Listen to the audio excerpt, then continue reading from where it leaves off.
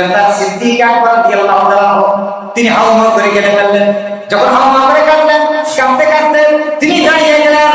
দাঁড়িয়ে গিয়ে বলতেছেন, ইয়া রাসূলুল্লাহ, ইয়া হাবিবাল্লাহ, আমার যদি বাতিল হয়ে যায়, আমার যদি ক্যান্সার হয়ে যায়, তাহলে এত কষ্ট করে ইবাদত বন্দি করে কি হইল?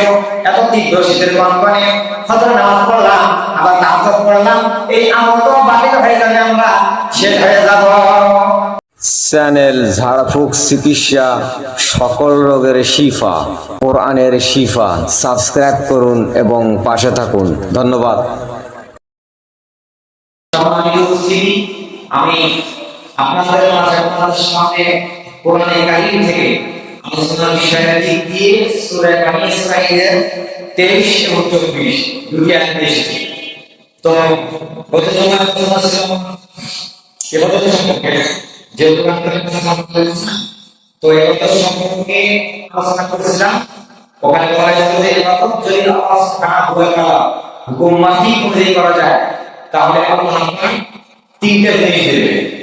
তো দুটি দুনিয়াতে একটা আখিরাতে, তো দুটি কথা বলা হয়েছে আর একটা কথা বলা হয়নি।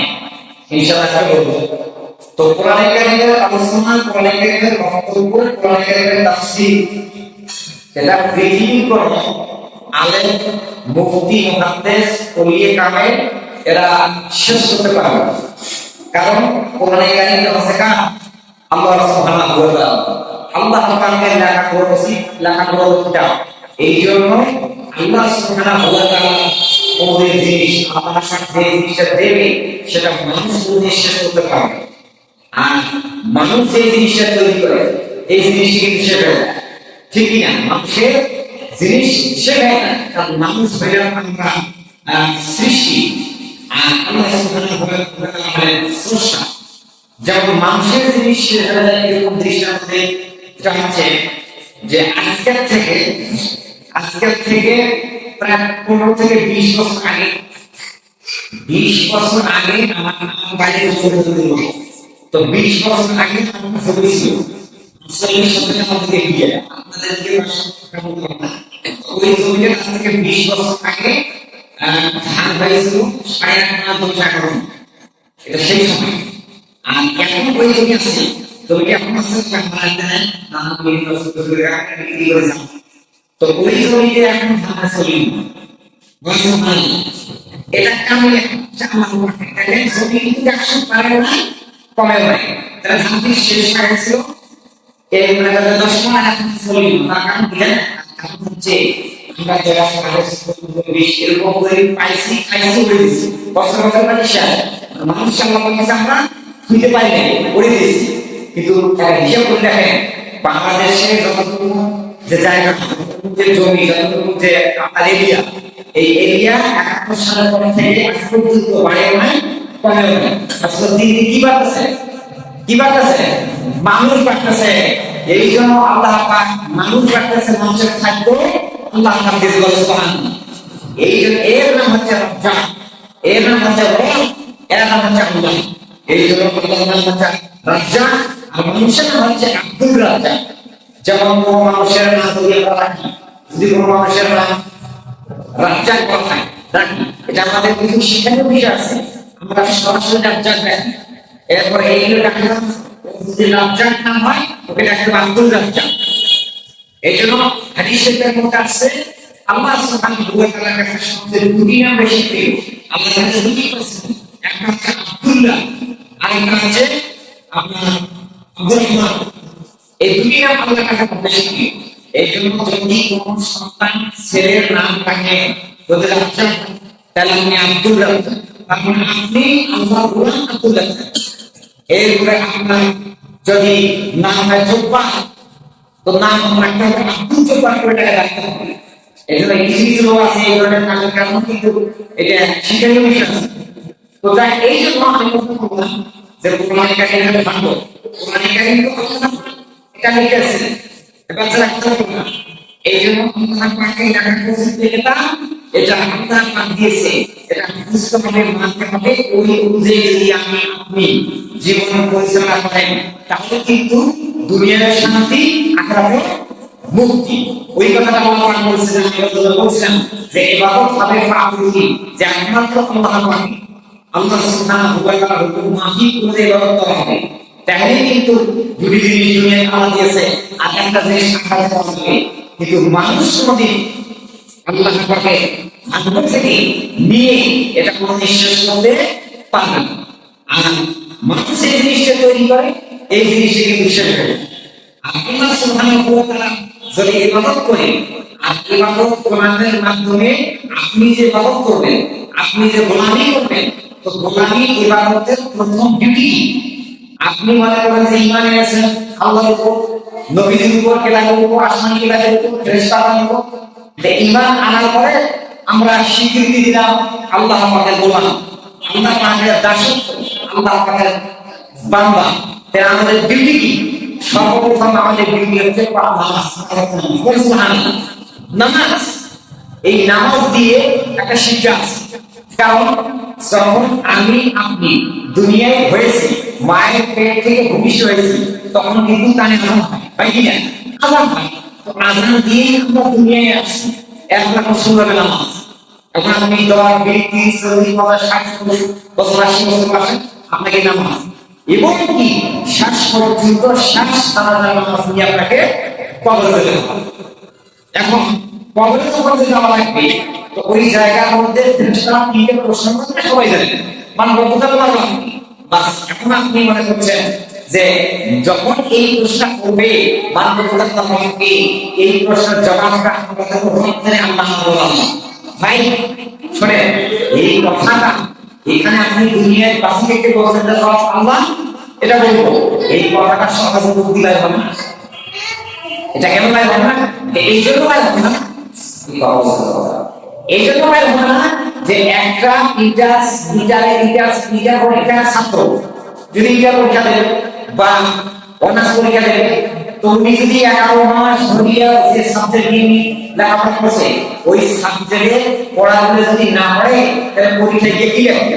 এখন পরীক্ষার সময় হয়ে গেছে, হলে গিয়ে পরীক্ষা হলে গেলেন, তাকে কাগজ দিলেন, কলম দিলেন, কোর্সিট দিলেন, দেওয়ার পরে কোর্সিটের হেডলাইনের উপর প্রশ্ন যে বাংলাদেশে কত হাজার মাইল জমি লেখো, এটা কোর্সিটের প্রশ্ন।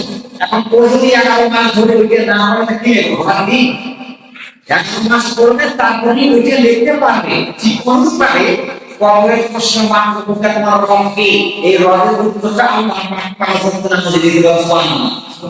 কোথায় গিয়েছে?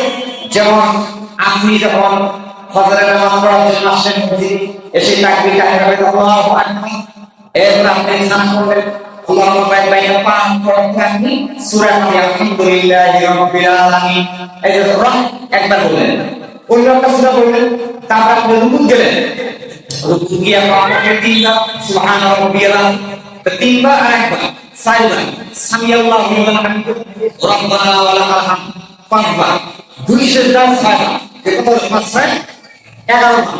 তো আপনি 11 বার বললেন বা করলেন, এটা এক অর্থ নামাজ। এক অর্থ নামাজ আপনি 11 বার করলেন বললেন, তাহলে হিসাব করেন, ফজরের 4 রাকাত পালন করলেন, যোহরের 12 রাকাত পালন করলেন, আসরের 4 রাকাত পালন করলেন, মাগরিবের 5 রাকাত পালন করলেন, এশার 5 রাকাত করলেন, এশার 5 রাকাত করলেন। এইভাবে মোট 5 ওয়াক্ত নামাজে একদিনে 418 বার বললেন।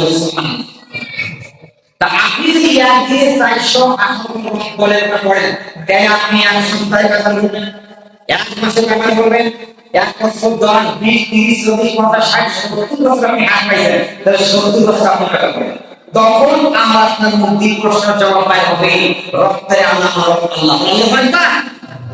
এই যে নামাজ, মানে ইবাদত খালি মুখে বলা হলো না, যখনই আমরা ঈমানের স্বীকৃতি দিয়েছি, আমরা মুসলমান, আমরা মুসলিম, আমরা যে মুসলমান, এই নামটা আমাকে দিয়েছে, এই নামটা আল্লাহ কোরআনে কারিমে দিয়েছে, ওয়া সাল্লাল্লাহু মুসলিমিন, যে মুসলমান আল্লাহ পাক দিয়েছে। তো তাহলে ইবাদতের সর্বপ্রথম জিনিস হচ্ছে আমার কি? নামাজ। আর এই নামাজ পড়লে অন্যায়, অত্যাচার, অশিরিক অনেক রয়েছে কি ক্লিয়ার। কোরআনে কারিমে আল্লাহ কোরআনে বলেন মুনিবিনা ইলাইহি ওয়া তাকুওয়া মুসলাম ওয়ালা তাকুনু মিনাল মুশরিকিন। আল্লাহ সুবহানাহু ওয়া তাআলা বলেন যে তোমরা আল্লাহর দিকে রুজু হয়ে যাও এবং আল্লাহকে ভয় করো, নামাজকে প্রতিষ্ঠিত করো, অন্যায় অত্যাচার থেকে ফিরে রাখো, আর মুশরিকদের অন্তর্ভুক্ত করো। বল সুবহানাল্লাহ। তাহলে এই যে নামাজ যদি আমরা সঠিক সহিভাবে আদায় করি তাহলে এই জিনিসগুলো ফিরে আসবে। এরপর অন্য জায়গায় বলা আছে ইন্নাস সালাতা তানহা আনিল ফাহশাই ওয়াল মুনকার, নিশ্চয় নামাজ অন্যায় অত্যাচার শিরক এগুলো কি ফিরে আসবে। কিন্তু সর্বপ্রথম কি আমাদেরকে নামাজ আমাকে নামাজ আসতে হবে, পাঁচ ওয়াক্ত নামাজ সঠিক সহিভাবে আদায় করতে হবে। আর যদি আপনি নামাজ বাদে আপনি হজ করেন, যাকাত দেন, সদকা করেন, ফিতরা করেন, কোরবানি করেন, তাহাজ্জুদ, এশে, আমাদের শাস্ত্রে পিতামাতার খেদমত, তাহলে কিন্তু এগুলি কবুল হবে না। এগুলি আপনি দেখতে পাবেন যে আমল হচ্ছে, অনেক করে বন্ধি করলাম, আমলের পাহাড় কিয়ামতের ময়দানে আমলের পাহাড় হয়ে যাবে, কিন্তু আল্লাহ এর কাছে এই আমল গ্রহণযোগ্য হবে না। হাদিস শরীফের মধ্যে আছে আল্লাহ রাসূল বলেন যে দুনিয়ার মধ্যে এমন এমন লোক আছে, এমন এমন সাধুবান লোক আছে, এরা আখিরাতের ময়দানে মশার ডানা আছে না, মশার ডানা মতো হবে না। তাহলে যদি ইবাদত আল্লাহ আপনাকে হুকুম মাফিক অনুযায়ী সর্বপ্রথম কি নামাজ, যদি এটা না হয় তাহলে কিন্তু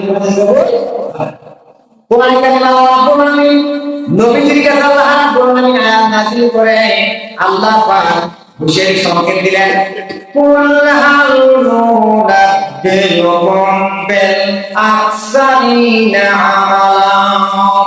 আল্লাহ পাক বলেন নবী আপনি বলুন আমি কি আপনাকে বলবো না কিয়ামতের ময়দানে কারা আমল দিদি ক্ষতিগ্রস্ত হবে, কাদের আমল বাতিল করা হবে, এই কথা কি আমি কি আপনার কাছে বলবো না। আয়াত যখন নাযিল হয়ে গেলেন আমার বন্ধুগণ সূরা কাহফের 103 নম্বর আয়াত আল্লাহ পাক কোরআন কারীমের মধ্যে দুটি ভাগে ভাগ করেছেন, একটা হলো মক্কি জীবনী আর একটা হলো মদিনা জীবনী।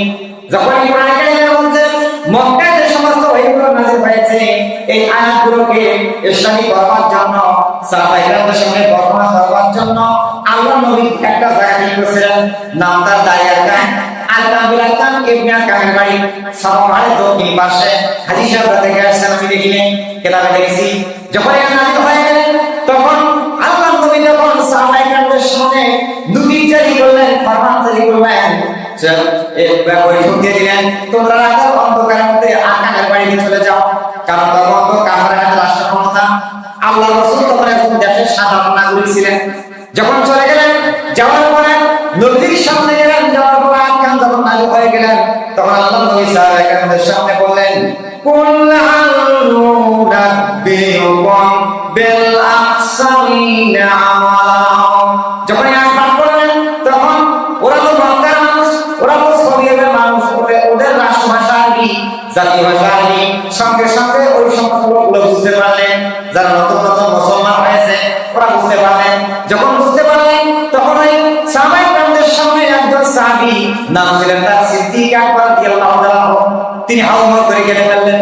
যখন হাওয়া করে কাঁদলেন, কাঁদতে কাঁদতে তিনি দাঁড়িয়ে গেলেন, দাঁড়িয়ে গিয়ে বলতেছেন ইয়া রাসূলুল্লাহ ইয়া হাবিবাল্লাহ, আমার যদি বাতিল হয়ে যায়, আমার যদি ক্যান্সার হয়ে যায় তাহলে এত কষ্ট করে ইবাদত বন্দি করে কি হইল, এত তীব্র শীতের কনকনে ফজর নামাজ পড়লাম আবার তাহাজ্জুদ পড়লাম, এই আমল তো বাতিল হয়ে যাবে, আমরা শেষ হয়ে যাব। এরকম করে তখন সাহাবায়ে কেরামরা বললেন, তখন আল্লাহ সুবহানাহু ওয়া তাআলা বললেন নবীজি ওরা আপনার কথা শুনে কান্দে, আপনার সাহাবীরা কান্দে, আপনার সাথীরা কান্দে, আপনি হুঁশিয়ার, আপনি ভালো ক্লিয়ার কনসেপশন করে বলে দিন আমি কার আমল করব, আমি কার আমল করব। ওরা তো যখনই আয়াত পাঠ করছে তখন তো রাষ্ট্রভাষা ওরা তো বুঝে ফেলছে যে আমল যদি বাতিল হয় কষ্ট করে লাভ। মনে করেন যে সারাদিন আমি কাজ করলাম, একজন আমি সভাপতির কাজ সারাদিন কাজ করলাম, ফাইন, এখন বিকাল শেষের দিকে দেখা গেল উনি বলতেছে যে তোর টাকা হবে না, তো টাকা তুই কাজ ঠিক মতো করতে পারিস এখন টাকা নেই। তাহলে এই কথা যদি আমি শুনি তাহলে কেমন লাগবে? আমার বন্ধুরা যখন এরকম করে যখন আমার নবী আয়াত খান যখন পাঠ করে শোনালেন তখন সাহাবায়ে কেরাম যখন হতচকিত হয়ে গেলেন, তখন আবু বকর সিদ্দিক রাদিয়াল্লাহু তাআলা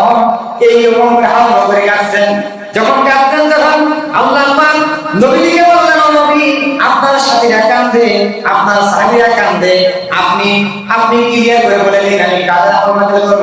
আল্লাহ পাক বলেন আল্লাযীনা দাল্লা সায়ুহুম ফিল হায়াতিদ দুনিয়া ওয়া হুম ইয়াহসাবুনা আন্নাহুম ইউহসিনুনা সুনআ। আল্লাহু আকবার। আল্লাহ সুবহানাহু ওয়া তাআলা ওই জায়গার মধ্যে বলেন কোরআন আল্লাহ পাক বললেন নবী আপনি বলুন আল্লাযীনা দাল্লা ওই সমস্ত লোকেরা আমাদের দিকে ক্ষতিগ্রস্ত হবে যারা আমাদের তরিকায় নামাজ পড়েছে, রোজা রাখছে, হজ করেছে, যাকাত দিয়েছে, সদকা করেছে, ফিতরা করেছে, তাওবা করেছে, সব কিছু করেছে, কিন্তু দুনিয়ার জমিনে আসমানের নিচে আল্লাহর জমিনের উপরে আল্লাহর দেওয়া বিধান ব্যবস্থা মেনে নেয় ওই সমস্ত মসজিদের আমল, ওই সমস্ত বান্দার আমল, ওই সমস্ত মসজিদের আমল, ওই সমস্ত হাদিসের আমল, এদের আমলগুলো আমি ইবাদত করব। নাউজুবিল্লাহ। এই জন্য নামাজ ভিত্তিক অর্থ অবস্থায় এটা করতে হবে, মানতে হবে। এই অনুযায়ী যদি আমরা আমল করি, ইবাদত বন্দেগী করি, তাহলে কিন্তু আমাদের আমল কি হবে না, বাতিল হবে না। আর আমরা নামাজ রোজা হজ থেকে কালমা পড়ি, আল্লাহ পাক বলেছে এরা মনে মনে চিন্তা করে ইয়াহসাবুনা আন্নাহুম ইউহসিনুনা সুনআ, এরা মনে মনে চিন্তা করে আমরাই সঠিক কথা আছি, আমরাই সঠিক লাইনে আছি, কিন্তু না, বুঝতে না। এটা কোরআনে দেখলে সূরা কাফির 103 নম্বর আয়াত দেখবেন, তাফসীর ইবনে কাসির দেখবেন, তাফসীর মাযহারি দেখবেন, এরকম সুন্দর করে দেওয়া আছে। এই জন্য আমল তো আমার করাই একটা ইবাদত, এটা একটা আল্লাহ সুবহানাহু ওয়া তাআলার হুকুম, এটা অর্ডার, এটা পারমিশন করতে হবে। আর আমলের মধ্যে আপনার আমার কাছে কিছু কিছু ব্যক্তিগত আমল আছে, নফল আমল আছে, আমল, কিন্তু ইবাদত এটা আল্লাহ পাকের হুকুম করা লাগবে। আর আমল হবে আপনার জান্নাত দেবে আল্লাহ পাক দয়া করে। তাই বলি আপনি মনে করেন না যে আমরা নামাজ রোজা হজ যাকাত কালেমা সাদকা ফিতরা কোরবানি করলাম, আমরা জান্নাত যদি আল্লাহ দেয় তাহলে এই আমলের বিনিময়ে হিসাব নিকাশ করি জান্নাত যার আমল বাঁচিয়ে এই পরিকল্পনা করবেন না। কারণ আল্লাহ সুবহানাহু ওয়া তাআলা জান্নাতের দয়া করে। আর আমল হবে কি উসুলা। বিশ্বকবি কবি সম্রাট डॉक्टर इकबाल बने आमल से जिंदगी बनती है, आमल से जिंदगी बनती है, ए जन्नत भी ए जहन्नम भी ए खाक पाके अपना फितरत है, ए खाक अपना नूरी है, ना नारी ना नूरी। डॉक्टर इकबाल बने हे पृथ्वीর মানুষ সকল দুনিয়ার জীবনে আমাদের জিন্দেগি তৈরি করা যায়, আমল যদি ভালো হয় ঠিক না হবে জান্নাত, আর আমল যদি খারাপ হয় ঠিক না হবে জাহান্নাম। তো নাউজুবিল্লাহ। দেখছেন ওটা আছে ওনার ভাষার কথা, ইকবাল বলছেন এটা অবস্থানে। এই জন্য আমার কি করতে হবে, আমল তো করাই আসবে, আমল আপনার লাগবে, কিন্তু ইবাদত হচ্ছে আল্লাহর হুকুম দাও ওয়াদা। সম্মানিত উপস্থিতি, তো আমি যে আয়াতটা পাঠ করেছি ওইটা কোনো টাচ দিতে পারিনি, তো ওই যে ইবাদত, তো ইবাদত বন্দেগী একমাত্র আল্লাহ পাকের হুকুমে পাওয়া লাগবে। আর আল্লাহ সুবহানাহু ওয়া তাআলা ইবাদতের পরে আল্লাহ পাক ইবাদতের পরে যার কথা বললেন সেটা হচ্ছে বাবা এবং মা, যে আয়াতটা আমি আপনাদের সামনে পাঠ করেছি। আল্লাহ পাক বলেছেন ওয়াকাজা রাব্বুকা আল্লা তা'বুদু ইল্লা ইয়াহু ওয়া বিল ওয়ালিদাইনি ইহসান, যে তোমার রবের পক্ষ থেকে চূড়ান্ত ফয়সালা হয়েছে, সিদ্ধান্ত হয়ে গেছে তোমরা ইবাদত বন্দেগী করবে একমাত্র আল্লাহ সুবহানাহু ওয়া তাআলা। আল্লাহ আপনাকে ইবাদত বন্দেগী করবে, গোলামি করবে, আর কি করবে রবের ওয়ালিদাইনি ইহসান, আর তোমাদের বাবা এবং তোমাদের মা পিতা মাতার সাথে শব্দ ব্যবহার করবে সুবহানাল্লাহ। মানে আল্লাহ পরেই মর্যাদা দিয়েছে কার কাছে, কার পিতা মাতার কাছে, বাবা মায়ের কাছে। যদি আপনি বাবা মায়ের খোঁজ খবর করলেন না, বাবা মায়ের সেবা যত্ন করলেন না, আপনি যদি ওই আমল আর আপনি নামাজ রোজা এবং হজ করে করে যদি মক্কা বা হান্ডি খেলান, কাম হবে না। সেই জন্য পিতা মাতার কথা আল্লাহ বলছে কবে বলে তাই ইহসান, তোমাদের পিতা মাতা কি করতে হবে, পিতা মাতার সাথে নম্র নম্র কথাবার্তা বলতে হবে, খবরদার চোখ চোখ রাঙা কথাবার্তা বলবে না, সুন্দরভাবে আল্লাহ পাক বলছেন। তাহলে ইবাদতের পরে ইসলাম হচ্ছে কি বাবা মায়ের। এরপর আল্লাহ কোরআনে বলেন ইম্মা ইয়াবলুগান্না ইনদাকা কিবারা আহাদাহুমা আও কিলাহুমা ফালা তাকুল লাহুমা উফফাও ওয়ালা তানহারহুমা وارحمهما وقل لهما قولا كريما আল্লাহ সুবহানাহু ওয়া তাআলা এই জায়গার মধ্যে আল্লাহ পাক বললেন, যদি তোমাদের জীবদ্দশায় তোমরা বেঁচে আছো, বেঁচে থাকতে যদি তোমাদের মা এবং বাপ যদি দুজনেই বেঁচে থাকে, অনেক বয়স হয়ে গেছে, বা আমার বয়স 60 বছর, অথচ আমার বাপের বছর, আমার বাপের বয়স 90 বছর, এখন বেঁচে আছে, তারপরও আপনি আপনার বাবা মায়ের কাছে সন্তান। সুবহানাল্লাহ। তারপরে কি সন্তান? আপনার নাহায় ছেলে বিয়ে হয়েছে, আপনার নাতি হয়েছে, কিন্তু আপনার মা বেঁচে আছে, আপনার বাবা বেঁচে আছে, আপনি আপনার বাবা মায়ের কাছে কি সন্তান? আপনি আপনার বাবা মায়ের কাছে সই।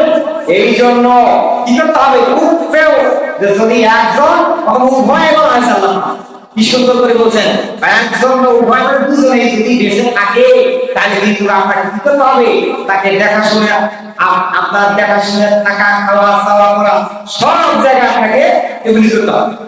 আমার বন্ধুগণ, যদি আল্লাহ রাব্বুল আলামিনের হুকুম মাফিক অনুযায়ী পিতামাতার খেদমত করা না হয়, পিতামাতার হুকুম মাফিক অনুযায়ী করা না হয়, তাহলে আল্লাহ পাক পাকের কাছে ওটা কিন্তু কবুল হবে না। এই যে আল্লাহ প্রথম বললেন কোরআনে কারীমে, আল্লাহ পাক আল্লাহকে বলেন, ওয়া কাদিমনা ইলা আমালু মিন আমালি ফাজাআল্লাহু হাবাআন মানসুরা। বলা হলো সূরা কোরআনে বলছেন যে ওই সমস্ত আমল, ওই আমল আছে, ওই সমস্ত আমল কাল কিয়ামতের ময়দানে আমি আল্লাহ পাকের কাছে মনোনিবেশন করা হবে, মানে আল্লাহর কাছে জমা করা হবে। ওই আমলগুলো আল্লাহ পাক দেখবেন, দেখার পরে ফাজাআল্লাহু, সব আমলগুলোকে টুকরো টুকরো করবেন, এরপরে হাবাআন মানসুরা, সব আমলগুলো ধুলি করা হবে। তো নাউজুবিল্লাহ, কোথায় যাবে তখন? এই জন্য জান্নাত, মানে জান্নাতটা কঠিন সহজ, আমাদের কঠিন। মানে যদি জান্নাতটা কামাই করি, জান্নাত আমরা যদি নিতে জানি, এটা সহজ। ওই রকম করে চলে, ওই পদ্ধতি চললে এটা সহজ, দুনিয়ার শান্তি, আখিরাতে মুক্তি। আর যদি আপনি শুধু খালি দুনিয়ার সম্পদ, দুনিয়ার বাড়ি গাড়ি, ভোগ বিলাস, আত্মসাৎ জন্য আপনারা থাকেন, তাহলে কিন্তু সব নিয়ে যাবে, সব আপনার দুনিয়ার শান্তি পাইলেন না, আখিরাতেও মুক্তি পাইলেন না। ওই যে কথা বলছিলাম, ফাআম্মান তারা ওয়া আসরাত দুনিয়া, যে ব্যক্তি সীমা লঙ্ঘন করে, সীমা লঙ্ঘন মানে কি? মানে হচ্ছে দুনিয়ার সুখ শান্তি আরামায়েশ ভোগ বিলাস সবগুলোকে যদি আপনি দুনিয়ার প্রতি প্রাধান্য দেন, তাহলে কিন্তু মরার সঙ্গে সঙ্গে ফাইনাল জাহিনা ইল্লাল্লাহ, আপনার স্থান হবে জাহান্নাম। সম্মানিত উপস্থিতি, এই জন্য আমাদের কি করতে হবে? ইবাদত বন্দেগী করতে হবে, আর পিতামাতার সাথে শব্দ ব্যবহার করতে হবে। মনে করেন যে এই যে শীতকালে আপনি যদি, এখন তো শীতকাল বা আরেকটা মৌসুম চলে আসছে, আপনাদের নির্বাচন, এই নির্বাচন আমাদের প্রার্থীকে দাঁড়াইছে, এখন ওই বিভিন্ন জায়গায় ছেলেদের ফুটবল খেলার জন্য বল দিতেছে, জার্সি দিতেছে, এরপরে খেলা কম্বল বিভিন্ন জায়গায় সব হবে। কিন্তু আপনি হাজার হাজার টাকা ওই জায়গায় ওইরকম দেন, সমস্যা নাই। হাজার হাজার টাকা থাকিয়ে আপনি যদি আপনার বাড়িতে বুড়া বাবা আছে, বুড়ি মা আছে, 20 টাকা দামের যদি একটা আপেল নিয়ে আপনার মায়ের তুলে দেন, তাহলে হাজার হাজার কোটি টাকা আছে, আল্লাহ পাকের আদর্শ চেয়ে বলছে সুবহানাল্লাহ। এই কথাটা আল্লাহ পাক বলছে, ওয়াবিল ওয়ালিদাইনি ইহসান। আমার বন্ধুরা, ইবাদত বন্দেগী করতে হবে, আল্লাহ রাব্বুল আলামিনের হুকুম মাফিক করতে হবে। তারপর আল্লাহ পাক বললেন পিতামাতার খেদমত করতে হবে, পিতামাতার হুকুম মানি চলতে হবে। বনি ইসরাইলের এক যুবক এই জায়গার মধ্যে আছে, বনি ইসরাইলের একটা যুবক, তার নাম জুরাইস। তিনি একজন আবেগ ব্যক্তি, ইবাদত বন্দেগী করতে করতে বাড়ির মধ্যে অনেকগুলো লোক লস্করের জন্য জায়গা হয় না, তখন তিনি বাড়ি থেকে ত্যাগ করে সামনে খুঁজে চলে গেলেন, একজন বাইরে চলে গেলেন। এরপরে বাইরে যাওয়ার পরে তিনি একটা ওই জায়গার মধ্যে একটা ঘর বানালেন, তাবু টাঙলেন, টাকার পরে ওই জায়গার মধ্যে ইবাদত বন্দেগী করা শুরু করলেন। ইবাদত বন্দেগী শুরু করতে করতে যখন কয়েকদিন পার হয়ে গেলেন, তখন তার মা মনে মনে চিন্তা করলো, আমার ছেলে অনেক কয়েকদিন হয়ে গেল, আজকে এই জায়গার মধ্যে আমি একটু দেখার জন্য যাব। মা তখন চলে গেলেন। এরপরে মা যখন চলে গেলেন, যাওয়ার পর ওই জায়গার মধ্যে ঘরের মধ্যে জুরাইস তিনি নামাজের মধ্যে দাঁড়ায় গেছেন, নফল ইবাদত দাঁড়ায় গেছেন। এমন সময় জুরাইসের মা গিয়ে ঘুরে ডাকলেন, কোরআন আনতেছেন বা জুরাইস দুয়ারটা খোলাতে, আমি তো মায়ের এই জায়গায় আসছি। কিন্তু জুরাইস মা চিন্তা করলেন, মুহাম্মদ আমি তো নামাজের মধ্যে দাঁড়াইছি, আর একদিকে আমার মা আসছে, আমি কি করবো? এরকম অনেক কয়েকটা ডাকাডাকির পর যখন দুবার করলো না, সাড়ে শব্দ হইল না, তখন জুরাইজ ওই জায়গা থেকে চলে গেলেন। ওই দিন চলে গেলেন। এরপর আবার কিছুদিন পর আবার আসলেন, আবার ডাকলেন, আবার জুরাইজ নামাজের মধ্যেই তার বদলি করে দিলেন না। এবার দ্বিতীয় দিনের দিনে তার মা আবার ওই জায়গার মধ্যে আসলেন। আসার পরে যখন দেখতেছে আবার ওই দিন নামাজের মধ্যে, যখন 3 দিন হয়ে গেলেন তখন জুরাইজের মা বললেন, বাবা জুরাইজ, আমি তো একদিন 2 দিন না 3 দিন আসলাম, কিন্তু তুই আমার ডাকে সাড়া দিলি না।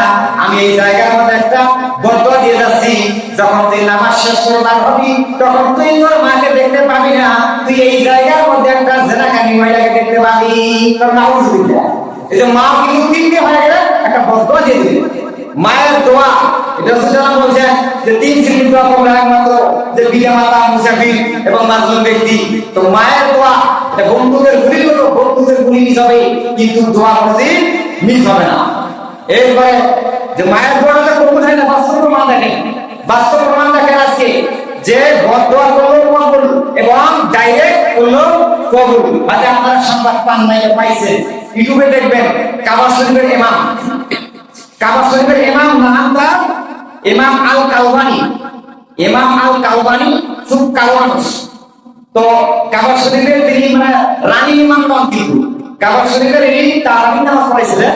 তো উনি তারাবির নামাজ পড়াইছিলেন, তো তারাবির নামাজ কয়েকদিন 1 মাস। এখন ইমামতি বাদ দিয়ে ছেড়ে দিয়ে নায়ক হয়েছে, চিত্র জগতের নায়ক। ওটা 7 দিন ইউটিউবের মধ্যে আছে, কাবা শরীফের ইমাম নাকি নায়ক, সব দিতে তো আপনি। তো এখানকার সাক্ষাৎকারের লোকেদেরকে ওরা সাক্ষাৎকার দিয়েছে যে আপনি ভাবি কেমনি কি হয়। তো সাক্ষাৎকার উনি সমাজে খুব দুষ্ট ছিল, খুব খারাপ ছিল, বদমাশ ছিল, ডাকাতের মতন ব্যবহার ছিল। তো তার মা তাকে বদয়া দিয়েছে, যে ইমাম আল কালমানির মা, যে আল্লাহ তাকে তুমি হেদায়েত দাও, তাকে কামার ইমাম বানিয়ে দাও, মানে ভদ্রভাবে কথা বলেছে। দেখেন মায়ের দোয়ার জন্য সে গিয়ে গেছে, কামার ইমাম হয়ে গেছে, ভালো কথা। কিন্তু সে আল্লাহ স্বাভাবিক শেষ পর্যন্ত ওইটা আমাকে আল্লাহ করে আল্লাহ পাক যেটা চাই সেটাই হবে। ফাহানুলি মা আল্লাহ চাইছে তাই আল্লাহ বাদশাকে ফকির বানাইতে পারে, আবার ফকিরকে বাদশা বানাইতে পারে। এই জন্য শেষ পর্যন্ত না হয়ে গেছে, এটা আল্লাহ পাকের লেখা, এটা আমরা বেশি জানি না। তো ওই জায়গার মধ্যে দেখেন ওনার মা এইরকম করে দোয়া করছে, আজকে এরকম হয়ে গেছে। এই যে মা যদি আপনার দোয়া দেয়, তো দোয়া মাও পাবেন, দোয়া দোয়া দোয়া দোয়া দোয়া। এই জন্য আপনি সামান্য বিভিন্ন দেশ থেকে, বিদেশ থেকে হুজুর আসবে, পীর আসবে, এদের কাছে আপনারা লক্ষ লক্ষ টাকা হাতিয়ে দেবেন, সাও দেবেন, হুজুরের মন কোনোদিন পাবেন না। হুজুরের মন পাবেন না, কারণ এক হুজুর এক জায়গায় গিয়েছে, ওনাকে আপনারা 10,000 টাকা দিয়েছেন, বিভিন্ন প্রকার ঘুরে গিয়েছেন। আরেক দাওয়াতে গিয়েছে 20,000 দিয়েছে, ওরা 20,000 দিয়েছে, আর 40,000 দিয়েছে। হুজুরের মন পাইলেন না, এই জন্য আল্লাহ রাসূল বলছে যে তোমরা পিতা মাতা ইহসান করবে। কোরআনে কারীমে আল্লাহ পাক ওই কথাটা বলেছে। আল্লাহ রাব্বুল আলামিন বলেন ইম্মা ইয়াকুনুদান্না ইনদাকা কিবারা আহাদাহুমা আও কিলাহুমা ফালা তাকুল লাহুমা ফাও ওয়া লা তানহারহুমা ওয়া কুল লাহুমা কাওলান কারীমা। আল্লাহ রাব্বুল আলামিন ওই কথাটাই বলেছেন। এরপর যখন 3 দিন যখন পার হয়ে গেলেন, যাওয়ার পরে যখন জুরাইজের মা চলে গেলেন, যাওয়ার পরে জুরাইজ নামাজ শেষ করলেন, নামাজ শেষ করে বাইরে হয়ে গেলেন, গেট খুললেন, গেট খুলে পরে দেখতেছেন একটা জেনাকারী মহিলা দাঁড়ানো আছে। তখন ওই মেয়েটাকে এলাকার লোকেরা সবাই চেনে। তখন ওই জুরাইজের সঙ্গে এরকম হাত ধরে জিজ্ঞাসা করতেছে, আমার সঙ্গে একটু খারাপ চলছে, নাউজুবিল্লাহ। তখন জুরাইজ আবার ওই মেয়েটাকে ধাক্কায় দিলেন, দেওয়ার পর গেট লক করে দিলেন। দেওয়ার পর ওই মহিলাটা বাইরে গিয়ে রাখালের সঙ্গে মেলামেশা করলেন। মেলামেশা করার পরে তার পেটের মধ্যে বাচ্চা চলে আসছে। যখন বাচ্চা নির্দিষ্ট টাইম হয়ে গেলেন, তখন সবাই লোকেরা এসে ওই মহিলাটাকে ধরে ফেললো। তারা বললো, মহিলা তোমার তো বিয়ে হয় নাই, তোমার শাদী হয় নাই, তুমি বাচ্চা কোথায় পেলে? তখন এই মহিলাটা তখন মিথ্যা কথা বললো, তোমরা যে বাচ্চাটা আমার বলে দেখতে পেয়েছ, এই বাচ্চার বাবা হলো এই যে জুরাইজ। নাউজুবিল্লাহ। ওই যে ওনার সঙ্গে এরকম করেছে। শেষ পর্যন্ত সমস্ত লোকেরা গিয়ে তার জুরাইজের ইবাদতখানা, আড্ডাখানা ভেঙে গুলি লাথি দিয়ে শ্বাস ধ্বংস করে দিয়ে জুরাইজকে মারতে মারতে মারতে আহত করে ফেললেন, অজ্ঞান হয়ে গেলেন। জুরাইজ বললেন যে তোমার এই কাজটা করছে কেন? তখন বললেন যে বেঈমান, বেয়াকুব, তোমাকে দেখা যায় এরকম ভালো না, তুমি হুজুর, তুমি আলেম, তুমি মুরব্বি, কিন্তু বেটা তুমি কি করেছো পয়লার সঙ্গে? তখন বললে যে না, তোমার আমাকে সময় দাও সুযোগ দাও কিছু কথা বলার জন্য। শেষ পর্যন্ত জুরাইজ আল্লাহ সুবহানাহু ওয়া তাআলার কাছে উযু করলেন, দুই রাকাত নামাজ গেলেন, যাওয়ার পর সিজদা করলেন, মহান রব আজকে আপনি ওয়াদা দিয়েছেন যে মুমিনরা কোনো হতাশ হবে না, মুমিনরা ভয় করবে না, আল্লাহ তুমি এই অপমানের হাত থেকে আমাকে বাঁচাও। তখন জুরাইজ ওই বাচ্চা শিশু করে কাছে গেলেন, গিয়ে বললেন যে বাচ্চা শিশু বলতো তোমার বাবাকে, তোমার পিতাকে। তখন ওই বাচ্চা শিশুর জবান খুলে দিলেন আল্লাহ সুবহানাহু ওয়া তাআলা, সুবহানাল্লাহ। তখন ওই বাচ্চা শিশু বলল যে আমার পিতা আমার ওই যে মাঠের রাখা। এই যে দেখেন আল্লাহ সুবহানাহু ওয়া তাআলা কি করতে পারে না, এই জন্য মা যদি তার ডেট খুলে দিত তাহলে কিছু হইতো না, কিন্তু মা বদয়া দিয়েছে, ওই বদয়াই কবুল হয়েছে। এই জায়গার মধ্যে একটা শিক্ষা আছে, আল্লাহ রাসূল বলেছেন যে যদি তোমরা নফল নামাজে দাঁড়ায় যাও, বাড়ির মধ্যে দাঁড়াও, নফল নামাজের মধ্যে দাঁড়ায় যাও, তখন আপনার বাবা আছে বা আপনার মা আছে, আপনার বাবা এবং মা কিন্তু জানছে না আমার মেয়েটা নামাজে দাঁড়াইছে বা আমার ছেলেটা নামাজে দাঁড়াইছে। যদি ডাকায় মা জান্নাতুল, মা আকলিমা বা আব্দুল জুবাইর, তখন যদি আপনি নামাজে দাঁড়া থাকেন, নফল নামাজ যদি হয়ে থাকে, আপনি নামাজ ছেড়ে দিয়ে বলবেন আব্বা আমি নামাজে, আম্মা আমি নামাজে, বাস এটাই করলাম। তার নফল নামাজ, নফল হচ্ছে আপনার ব্যক্তিগত ইবাদত, আর আল্লাহর পরে যে মর্যাদা দিয়েছে সেটা হচ্ছে ওয়াবিল ওয়ালিদাইনের ইহসান। কোরআনে কারিমে আল্লাহ রাব্বুল আলামিন ওই কথাটাই বলেছেন, ওয়া কুফাদাল্লাহু মা জানাহাতুল মিনার রাহমাতি ওয়া কুল রাব্বিরহামহুমা কামা রাব্বায়ানি সাগীরা। আপনারা পিতামাতার সামনে মাথাটা নত করে দাও, এবারে লম্বা লম্বা কথা বলবে আর বলবে মহান রব আমার মা এবং আমার বাপ আমাকে ছোটকালে যেরকম লালন পালন করেছে, ঠিক ওইরকম আমার আব্বার এখন বয়স হয়েছে, আমার আব্বা ওইরকম নাবালক সন্তান হয়েছে। সুবহানাল্লাহ। এরকম করে আল্লাহ সুবহানাহু ওয়া তাআলা আমি যতটুকু কথা বললাম এবার বিষয় নিয়ে, তো আল্লাহ পাক আমাকে আপনাকে সঠিক নিয়ম ভাবে ইবাদত করার তৌফিক দিন। আর আল্লাহ যদি ভাইদেরকে সামনে জমা ইনশাআল্লাহ আল্লাহ পাকের হুকুম এবং নবীর হুকুম মানা ফরজ আইন, এই বিষয়ে আলোচনা নিয়ে আসবো। তো যতটুকু কথা বললাম আপনাদের সকলকে আল্লাহ পাক সঠিকভাবে ইবাদত এবং আমল করার তৌফিক দিন।